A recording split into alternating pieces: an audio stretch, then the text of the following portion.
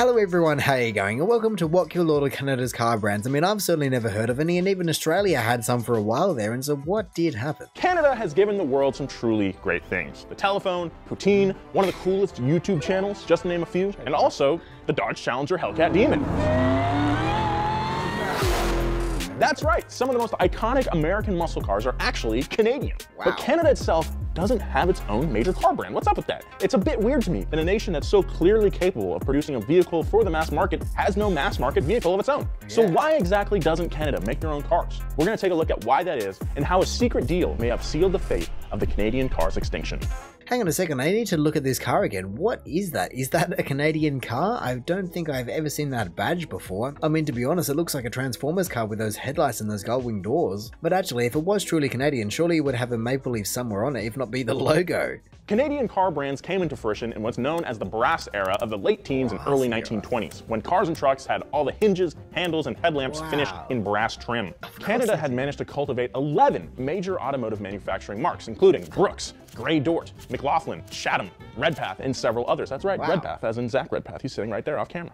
Canadian auto companies were primarily based out of Ontario due to its close proximity to Detroit, home of Ford, Chrysler, and GM, aka the Big Three. Absolutely. Look at that. Honestly, when you see that map and you see how close they really are, especially considering that border is smashed onto one another, you go, how the hell do they not have a vehicle? But I guess to be fair, they did have a vehicle, and wasn't even just one. They had quite a few of them, and most of them he just said were based in Ontario, just cranking out cars to try and compete with the Big Three, or honestly, they might have even just been sharing and making components for the Big Three as well. And it always does amaze me just how expensive cars are, you know, $2,500. I mean, I guess they were a luxury good, and if you're looking at luxury cars these days, they're not cheap either. But look at that, $2.5 grand, and that's a massive amount of money. But I guess as it says, a Canadian built car as good as the best. That is all you're going to be wanting, especially back in those days. You're not getting this bells and whistles and that bells and whistles. I mean, actually, maybe you were, but I really don't know. As it says here, plenty of power, economical transmission, abundance of strength. That's a weird one. I don't think I've ever heard of a car being advertised for an abundance of strength besides maybe towing strength, if that's what you want to call it.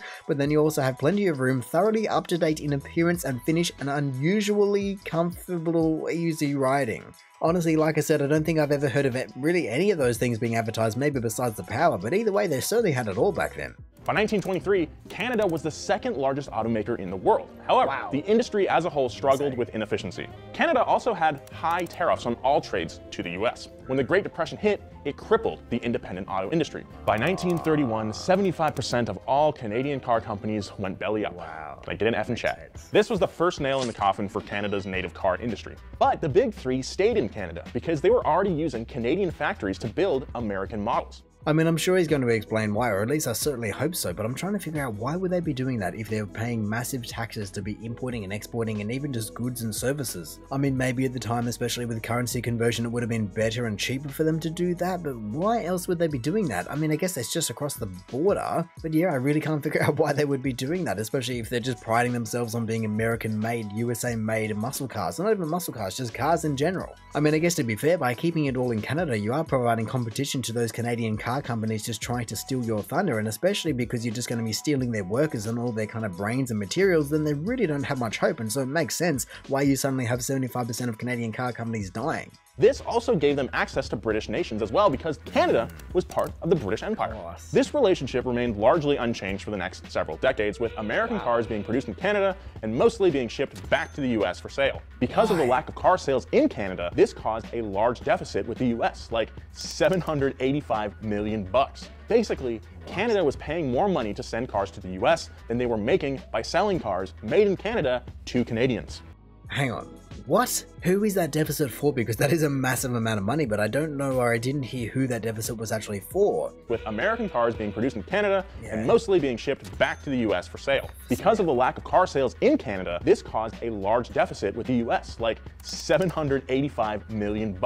Basically, Canada was paying more money to send cars to the US than they were making by selling cars made in Canada to Canadians. Right, so I guess the cost of just shipping all of these things around is costing them more than if they were just made in the USA, because they're not offsetting their costs based on their car sales in Canada. That's what I'm picking up from there. I mean, I have next to zero confidence that that is what he's actually talking about, and I still don't know exactly if he's talking about one brand in particular, or just the entire scheme overall, but if nothing else, I can certainly recognize when I've got a big number in front of me and $785 million deficit, because there should be a minus in there really if we're talking about someone's bill. If they are losing that much money purely because they're on the other side of the border, then yeah, I can understand why they're going to hop straight back across. But more money was only part of why Canada was having more problems. In 1964, Canada and the US got together to address the money issues that had developed. What resulted was something called the Automotive Products Trade Agreement of 1964, better known as the Auto Pact. Before the Auto Pact, post-World War II prosperity had jump-started car sales all over North America, but Canadian manufacturing plants couldn't keep up with demand. This resulted in less business between the US and Canada, which was bad for Canadian makers and dealers. Oh, is that because all of a sudden America stepped up the game to just be able to provide to their own providers, or really just even to their own market, and so all of a sudden they just went, okay, if we're already making this much, why don't we just ramp up production even more and then just kill the entire Canadian market? I mean, in some ways that totally makes sense, because if you are suddenly able to keep up with the demand of your population and also make, let's say, thousands of jobs as well, then yeah, you're going to tick that box pretty quickly. Solving this problem was the founding idea of the Auto Pact. The officially stated goals of Auto Pact were to cut production costs, reduce prices on cars for Canadians, reduce the trade deficit, and create a broader automotive market. This pact specifically said that there would be a minimum production to sales ratio of 1:1, meaning that for every vehicle sold in Canada, a vehicle must be produced in Canada. Since there were basically only big American car brands that still existed in Canada when the Auto Pact was created, the cars getting produced for the American market and the cars being sold to the Canadian market were basically all US models. But the ones sold to Canadians were modified for the Canadian market, resulting in some interesting Canada-spec models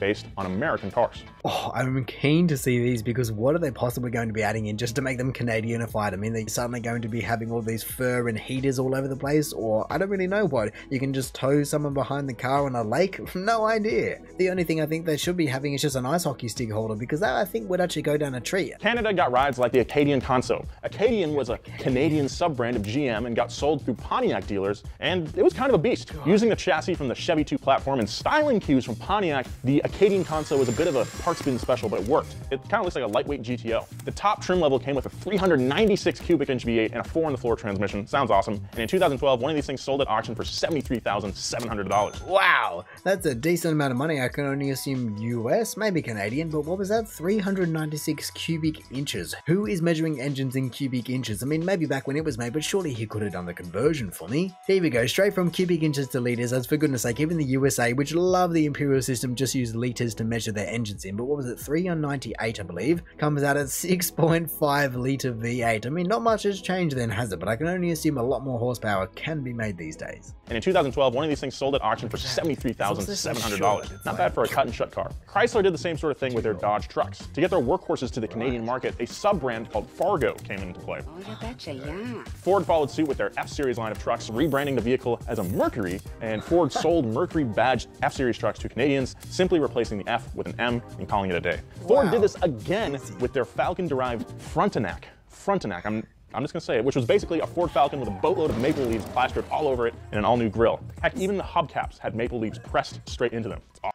There we go. That is what I wanted from a car before I went, look, there is no way it can be a Canadian car, because, well, look at it. It's not. This is the one that just showcases what a true Canadian car should be like, not that blue Transformer from before. I mean, to be fair, I'm not too sure if the front end styling is for me particularly, but hey, I'm sure they sold plenty by just rebadging and blendering a few cars. I mean, I also find it interesting that Ford and Dodge just got away with just rebadging a car. You know, they didn't even put any maple leaves on it, for goodness sake. It's the same engine, same body. I can only assume everything about it's the same super contribution, but no, it just is a different car when you take it to a different market, apparently. And the weirdest thing, or at least the thing that caught me off guard the most, is the fact that I've heard Fargo before, but that was a TV series that was based in Canada, I believe, and so I guess that's where the name came from, but there was no way I would ever be able to make that connection otherwise. Heck, even the hubcaps had maple leaves pressed straight into them. Awesome. In the first 6 years of the Auto Pact, Canada eliminated the entire deficit with the US auto industry. Wow. The pact was proving its worth and helping to create a more robust and lively automotive market in Canada. USA didn't like it. It actually worked.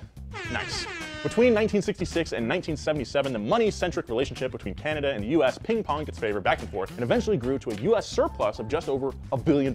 This also perpetuated the auto industry to become the #1 export industry in all of Canada, employing over 100,000 people across the country. This ingrained the big three into the automotive industry in Canada. This didn't have any direct benefits for creating a high-volume Canadian car brand, but the benefits helped so many other aspects of Canadian life, like the workforce, technology advancements, and a booming economy. But in many ways, this was yet another nail in the Canadian automaker coffin. You just can't win, can you? You know, all of a sudden you're doing great, you're having a surplus, you're having all these good things, but you're going, oh, we're not even making our own cars, we're just making their cars in our own country. And I mean, look, I'm fairly sure Australia was doing exactly the same thing. We had Holden and we had Ford, and that was a rivalry that we had, and we were making Holdens, but they are under a GM badge as well, so it's basically the same thing. But the fact that automotive was Canada's #1 export blows me away, because I never would have thought you'd be able to keep up with mining and I don't even know what else, poutine. I mean, I guess like you said, if you're employing 100,000 people, your economy's going to be pretty happy, your population's going to be happy because they've got jobs, but if you're doing that, you're going to be able to crank out cars for the USA's market. It's just surprising that the USA, because they love to keep it internally, didn't do that for themselves. However, other nations took notice of the Auto Pact and started their own relationships with the Canadian workforce. Foreign manufacturers, glomming onto the booming Canadian automotive manufacturing industry, wanted to get in on that sweet Tim Hortons Wayne Gretzky coffee, which, if you didn't know, is a coffee with 9 sugars and 9 creamers, because Gretzky's number was 99. It's also known as a cup of pure energy. We should harness it to power our grid. Through the 70s. Hang on a second. I know he's talking about cars, but that is an insane thing. What was that? 9 sugars and 9... What is that?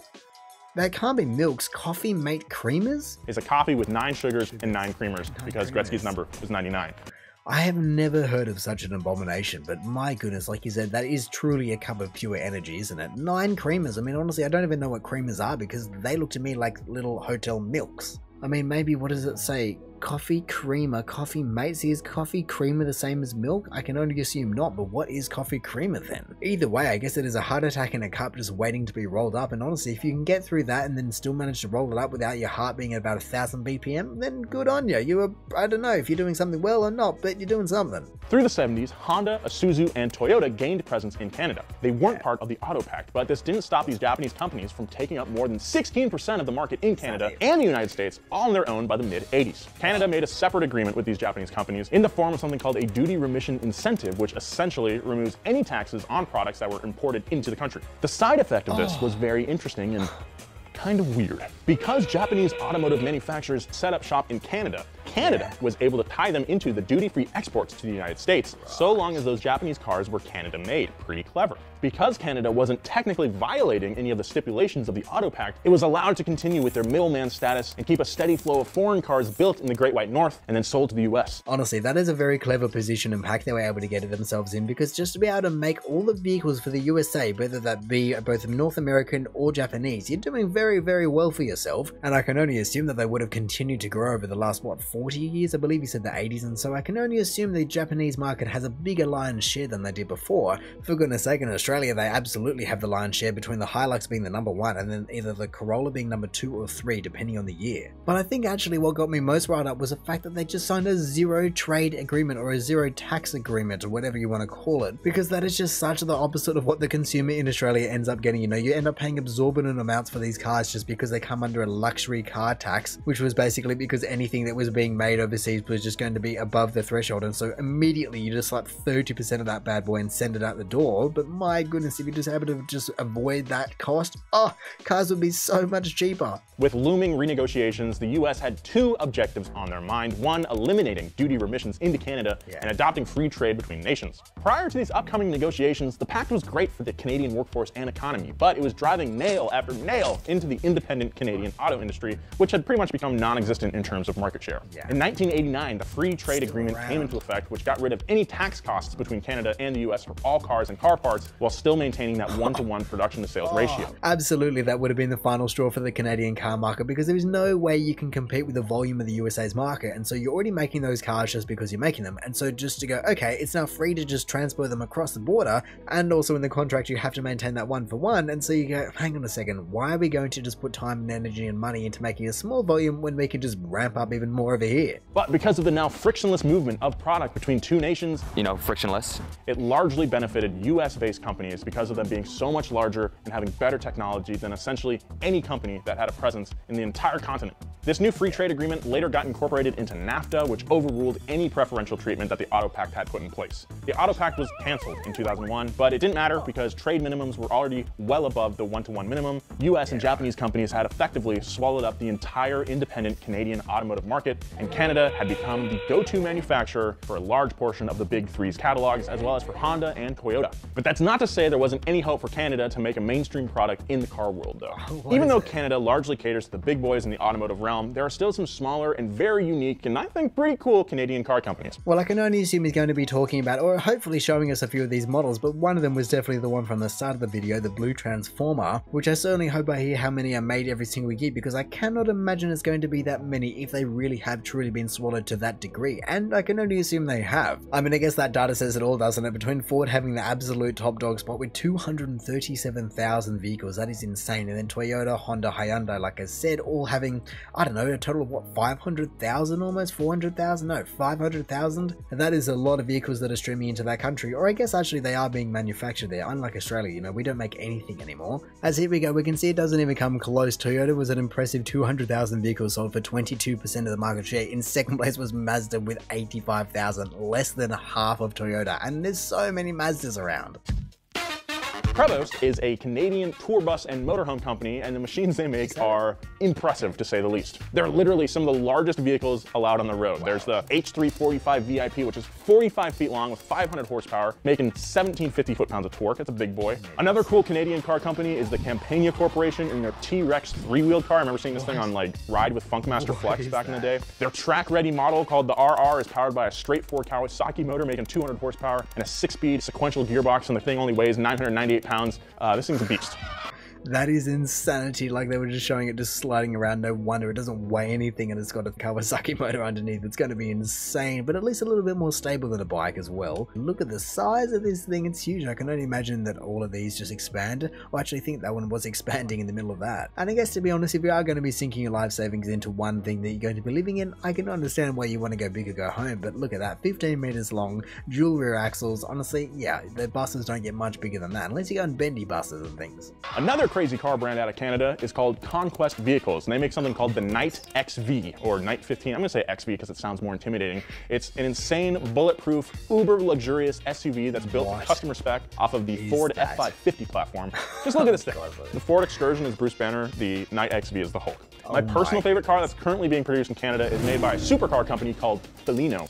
Their CB7 and CB7R supercars are powered by a 6.2-liter LS V8. Nice. The CB7R is the race spec variant, and it can produce 700 horsepower. The company was started by Canadian race champion Antoine Bessette in 2010, and they've been building bespoke track day machines for clients since 2017. This thing looks awesome. It looks like something out of science fiction. I mean, at least he agrees with me on that fact. It absolutely looks like a Transformer, and to be fair, I hadn't seen how wavy it is. I mean, I guess now that I've seen it from the side, I can recognize that side profile, but my goodness, that thing looks crazy. Just seeing that thing drive by, it honestly looks like a wacky racer's car, especially with its mirrors so high, it's like to antenna. And then coming back to this one, honestly, that is the most Americanized thing I've ever seen. The fact that it is built on the F550 platform, I think just says it all. But don't forget though, we also have the Canadians to thank for some of our favorite cars. Literally every single Dodge Challenger and Charger is produced in Ontario. Think about that. The Dodge Demon, an 840 horsepower, all-American drag strip monster, is Canadian. With that considered, I really wish it came with a flannel seat option.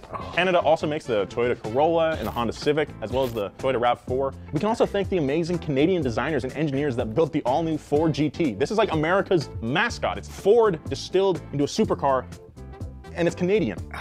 Yeah, what is going on there? I feel as though a lot of the USA population does not know that fact, and I feel as though a lot of the world does not know that fact. And what is going on? How did the USA even ever let that happen? I feel as though they hold their cards so close to their chest in those cards regard, then I don't know how you would ever get that through everyone, let alone every single one of these guys. You know, I feel as though that's the other end of the book, but the same book in terms of the Ford GT and the Dodge Challenger are just USA vehicles, but apparently they're not. That's just blown my mind. Ultimately, Canada forsake its own independent automotive industry for the ability to provide a more more robust and fruitful workforce for the people that live and work in Canada. And in a way, that's the most Canadian thing I've ever heard of. Yeah, there really isn't anything else to say to that, is there? The fact that they are just making the USA's cars for the USA to benefit themselves and benefit everyone is really quite a Canadian thing to do, because it's like, okay, we have a mutual agreement here, we're going to make sure that we're not going under the bus, but we will gladly just help you out in terms of importing your Japanese vehicles and even manufacturing your own vehicles, even just stealing some of your USA pride and joy. But all of that really does come at a cost, and even though he did throw in a few sprinklings of what Canada is truly capable of, you know, hypercars and all these just massive vans and buses and things, it really cannot compete with the big three, the USA in general, and just general market share. I mean, to be fair, I'm sure if someone had the passion, the drive and the money to set up a Canadian car company and really make it successful, then it would be a thing and there would be a market for it, but I just don't see how you can really just come back from where they are. And to be honest, I think that is entirely fine. You know, not every single country can make its own car and export it to every single other country in the world. You know, we have a few big players, be Germany, the USA and Japan. Let's just call it those big three. They are the true big three, and that is fine. You know, other people have different exports, be it mining or electricity or whatever else it may be. We can just compete in those aspects, not cars. But anyway, in saying that, I reckon I'm going to call it there. So thank you for watching this video. If you did enjoy it, feel free to do the YouTube algorithmic things down below. Also, if this is the first video of mine that you were watching, then make sure to go check out any other ones I've done. Also, make sure to go check out the original video down in the description below, or hey, maybe even just want to consider subscribing so that you don't miss another one of these in the future. But all in all, have a good one and see ya.